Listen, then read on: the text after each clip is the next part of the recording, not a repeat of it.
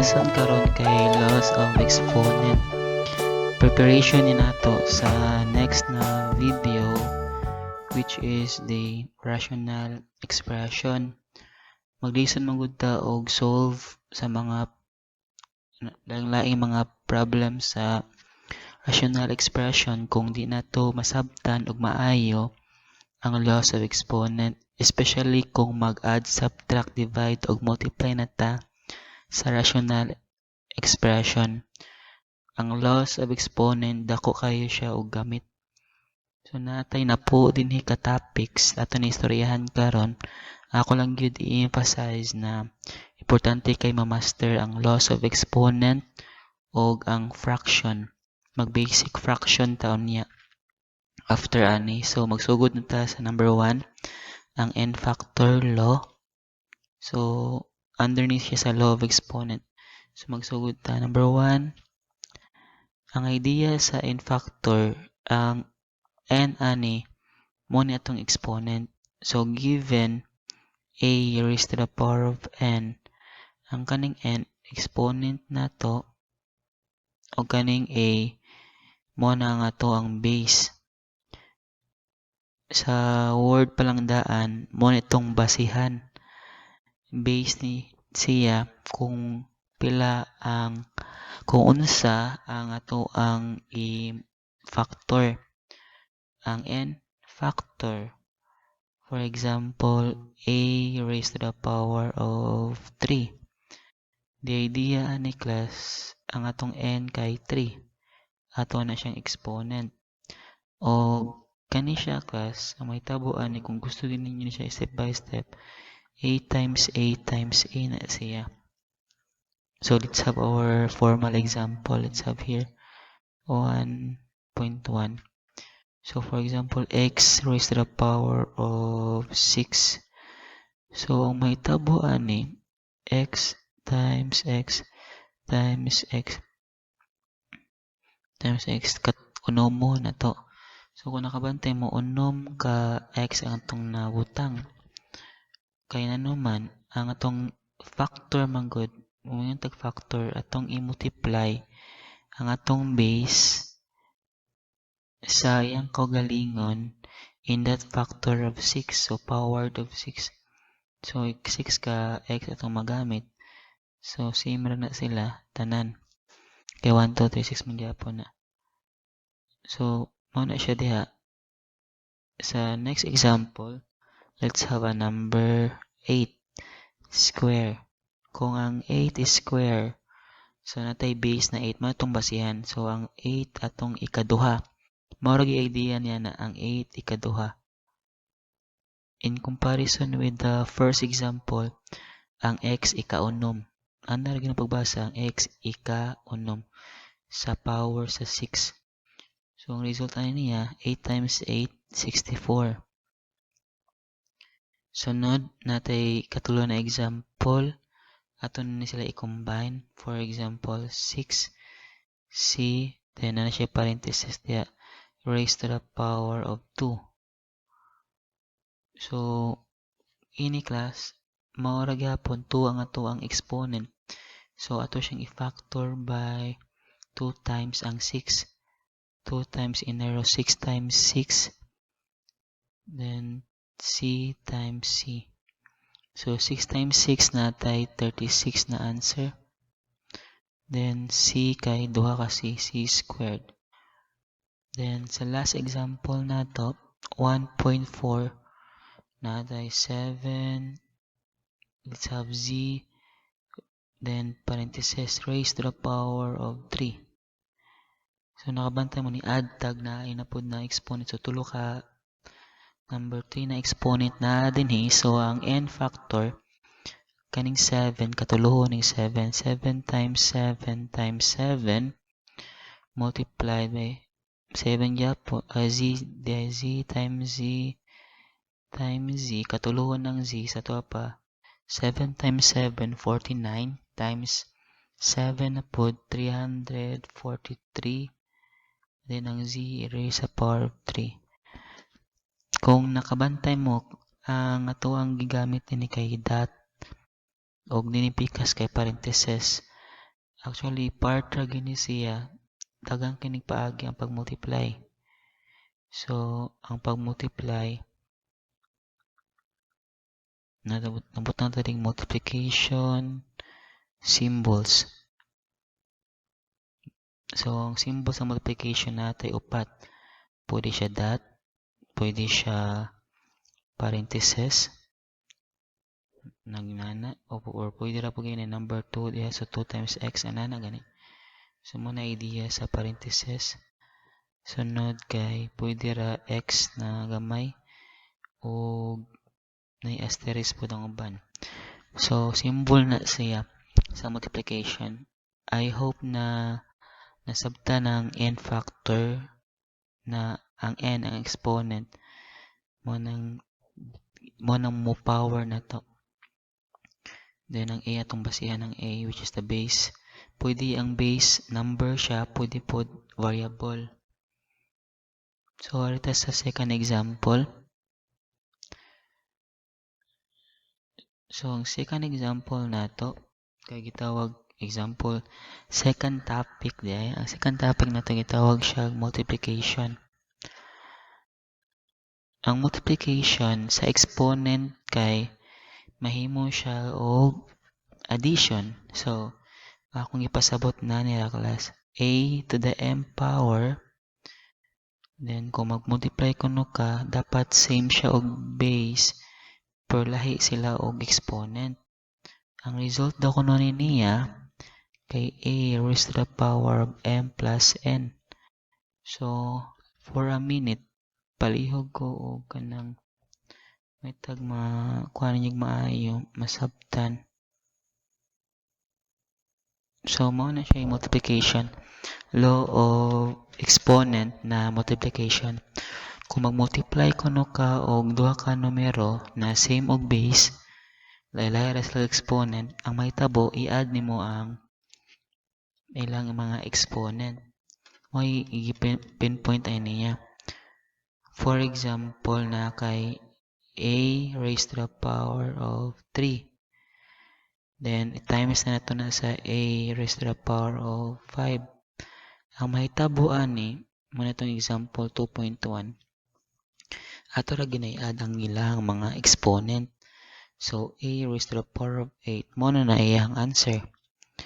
Yung ganahan mo na nung a raised to the power of 8 siya, kani magong a, kung atong i-apply ang n factor na law, a times a times a na siya. So, katuloan ng a, kani pod kalimahon ang a. Kung imo nang ipang-add tanan, 1, 2, 3, so kana ko nga pagduha, a times a, mga 8 na tanan kay a. That's why a raised to the power of 8 siya. Ato nang butangan og another example na numbers na pod. Let's have 2 raised to the power of 2 times 2 raised to the power of 3. Ana lang din. Again, kopyahon na ninyo ang base number. Ang given niya go dapat pareha sila base. Ang base na to kanini kay 2. Ang atong exponent kay 2 ug 3. So 2 plus 3 5. So may tabo ani kung nakabantay mo 2 square 4, 2 to the third power or power of 3, may mo siya og 8. So kana 32 ang result nila. Kung ato ning i-check ang usa, ikadlima daon daw kuno ang 5, ay ang 5 ang 2 ikalimahon nimo siya sa n factor niya kay 5. So may tabo kay 2 times 2 times 2 times 2 times 2. Kani 8 naman ni daan. 2 times 2 times 2, 8 times 2, 16 times 2, 32. So mora gihapon ang idea niya. I hope dili siya libog. Basta multiplication gani, i-add ang exponent. So butangan tanig multiplication, add. Provided ang atong base na mga numbers or variable pareha sila sa gi-add. It's have sa multiplication division na punta. Ang division sa exponent kay kung ang multiplication kay add, ang division kay atong i-subtract. Isa pa na example. Pero ato sa ipakitang formula ha. So kung naatay a to the m divided by a to the n, kung mag-subtract ani, provided same sila og base na number, ang may tabo a raised to the power of m minus n, provided that m is greater than n. So, nana ang ihang concept, dapat dako ang m sa n. Nga makasubtract na ta. Mo idea sa division. So, sa division, ang concept nito ni kay subtract or pwede po minus kung ganahan gamitan word na minus. For example, 3.1. Ang atong example ay nani. Let's have literal lang sa, let's have z. Ang z raised to the power of 8 siya over z raised to the power of 3. According sa law of exponent in the topic na division, matudo ka sa pinakadako na kanang m. Ang m na to din kay 8. So, may muna ni sila og z 8 minus 3, which will become 8 minus 3, 5. So, z raised to the power of 5. Kung di mo convince na na-answer, pwede raman inyo siyang gamitag n power. Sa n power, may tabo kaning z ato ni ipaunom. Z times ipawalo day. So, ang z na to atong ipawalo, which is for my own opinion, taga na kay kagsuwaton 1, 2, 3, 4, 5, 6, 7, 8. Then katuloon. Z times z times z. So, natay tulo ka z sa ubos, 8 ka z sa taas. So, 1, may mo ni siya 1. Z divided z is 1. So, same thing. So, katulo ta nag-cancel kay itong tulo po na sa ubos. So, kung may maniguan, ang nabilan lang kay 1, 2, 3, 4, 5. So, z raised to the power of 5. So, kamo na i-decide kung asay masayon ang paggamit sa n factor or ang paggamit sa division na law of exponent nag-subtract ra siya. Kamo na i-decide. Actually, pwede po siya munaog provided ang kaning ato ang denominator na n dako pa siya sa m. Mo ni idea. Then, let's have again division, subtract. Ito sa number 4 na example or topic diya. Yung topic na ito ay kaupat kay power. Ang law of exponent na topic kay power kay nani ang iyang formula. Actually, I'm just showing you the formula itself. Kung natay a m raised to the power of n, ang result niya ani kay a m times n. Mo ni idea sa power. Pero ay mo kalimot class na multiplication siya. Sa power na ni multiply.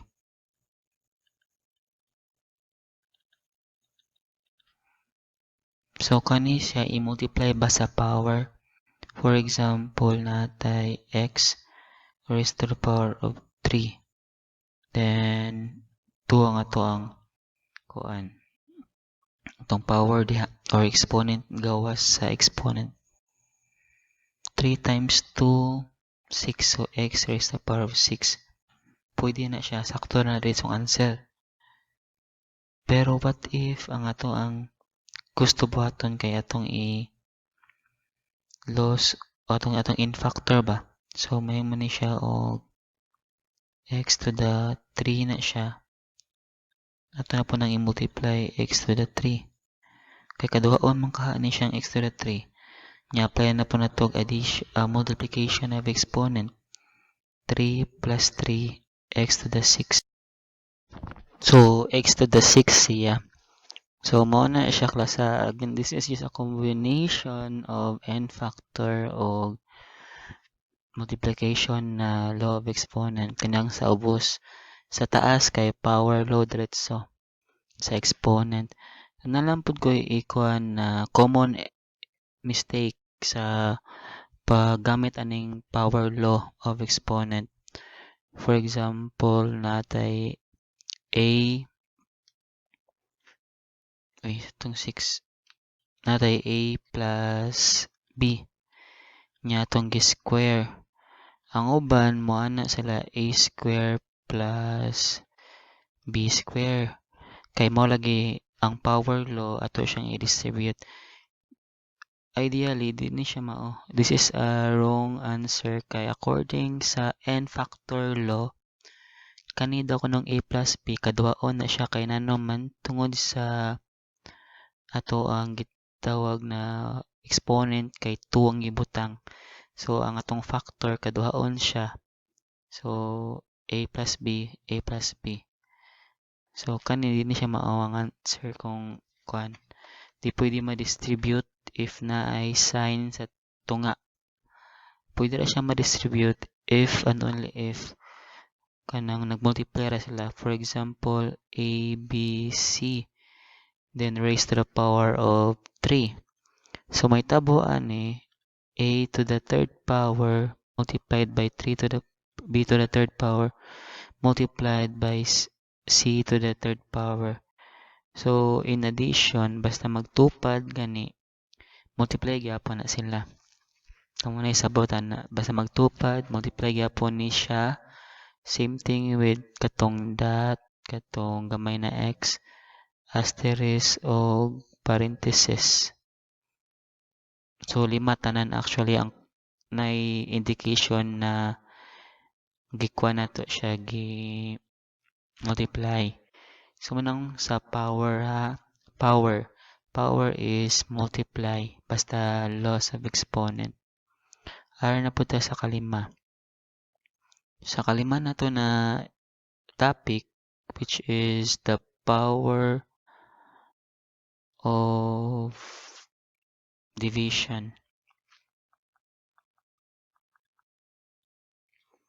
The power of division distribution.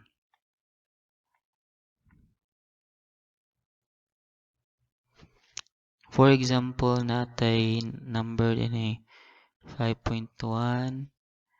Mo ni siya ang formula niya.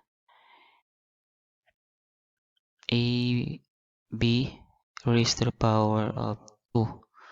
Basta division, distribution ta, may mo siya a square all over b square.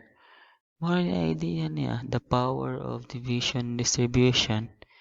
For example, natay number din na 2s all over 3b lang para di siya makombine.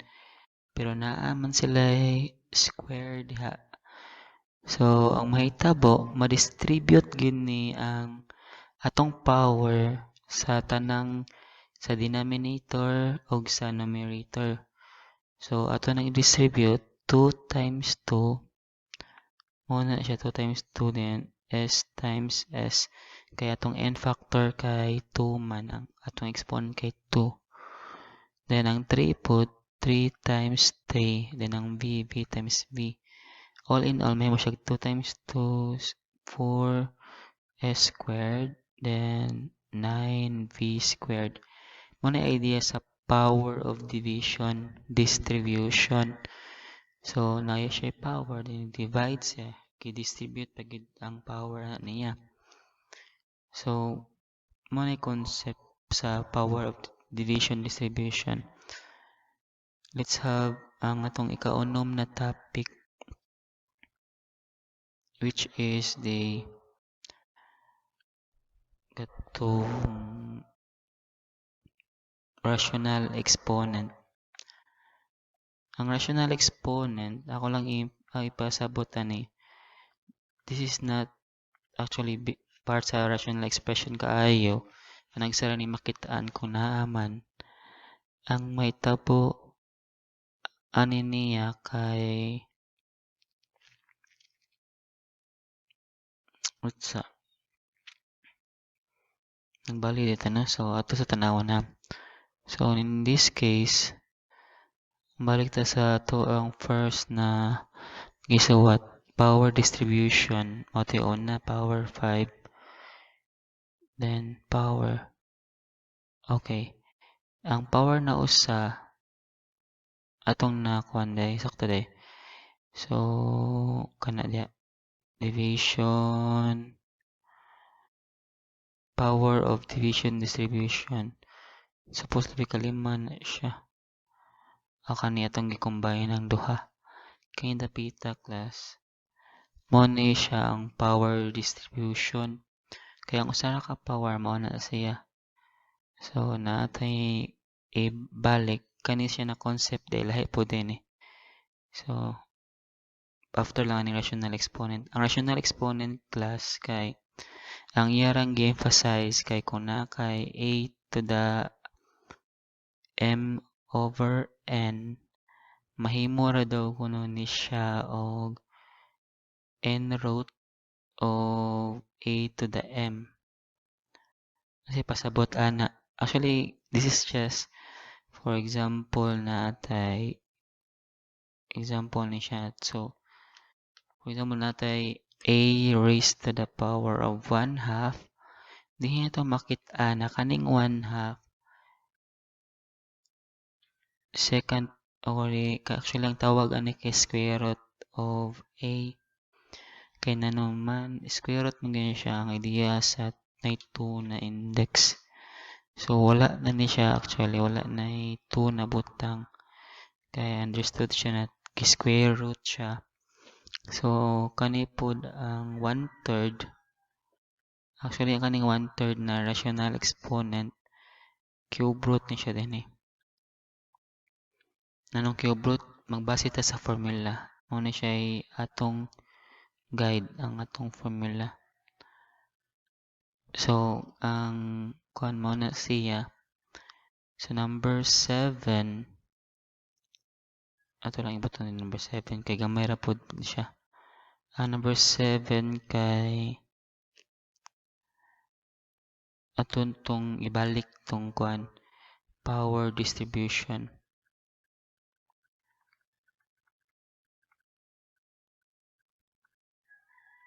ang power distribution ako lang pod balikon na for example A, B, C, D then ato siyang to the power of 2 ang may tabo ani A squared, B squared, C squared, D squared na siya pero dili na siya applicable if na-design sa tunga like A plus B plus C nag-square ka diha di ka pwede distribute diha kay it's an different story lahi na po na siya na story kay kung naginana ka square din ang may tabo manggod A plus B plus C multiply na po ni siya sa A plus B plus C lahi na siya na story dili ni sila equal sa A square plus B square plus C square so mora na siya sa power distribution pasensya na nabali pero mora na akong masulti diha let's have number 8 ang 8 na example na topic kay ang negative exponent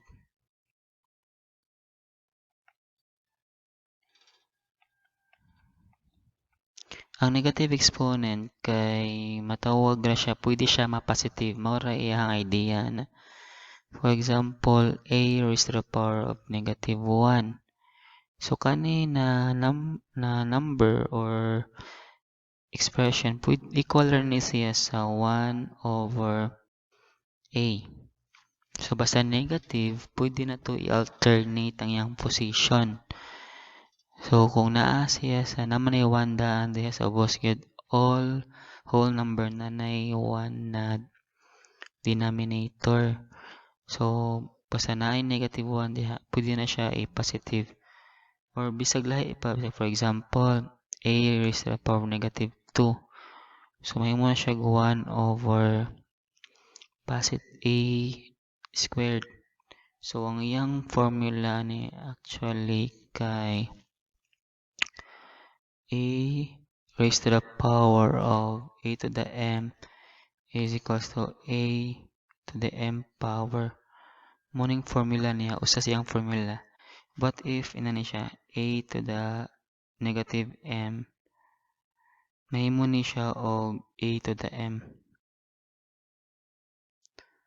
Which is the idea lamang gud basta mag-simplify ta later in the next video. Ang pag-simplify nato, kinahanglan siya wala na negative exponent. That's why importante ning negative exponent na law under sa exponent laws. Kay basta negative, pwede siya i-reverse nimo. Ang denominator mahimog numerator. Ang numerator mahimog denominator. Magdepende sa situation. So, mo na siya. So, let's have the number 9. Number 9 ta na example. Again, number 10 na nikutup siya. So, number 9 kay a raised to the power of 0 is equals to 1. So, therefore, ang pangalan niya ani kay 0 exponent. Ang concept niya, kung maka-0 daw ka, for example, a squared plus 1 over 3a plus 4a plus 8x squared y 5 raised to the power of 0. Ang result niya na class kay 1. Always 1. Ha? Except if 0 raised to the power of 0 kay indeterminate man na siya ang tawag nila na. Pero ang idea lang, if ma-0 ang exponent, mao gina siya. 1 gyud ang result kay ikaw ra man na ang usa ka butang ipawala nimo. Ang naa na kay ang usa ra ka butang nimong gisulti. Mao na ang idea niya. So let's have our last part sa exponent na topic nato. Lesson na exponent kay simple thing raman siya. So this is the same thing if a kuno class kay to the m power equals sa a to the n, gipasabot ra niya ang m kuno equals sa n. For example, a to the 6 equals a to the wata kabaw kung pila pero ana siya equal sila. So ang n ana kay 6, ana ra ka simple. So di na ako ni padugayon kay taas na kay tagisgutan. Ako ni pun ano punog video about sa fraction para makarelate kitag maayo. Kay ang foundation sa math importante kay tanan. So di ko magdugay mag fraction tataw-tawd.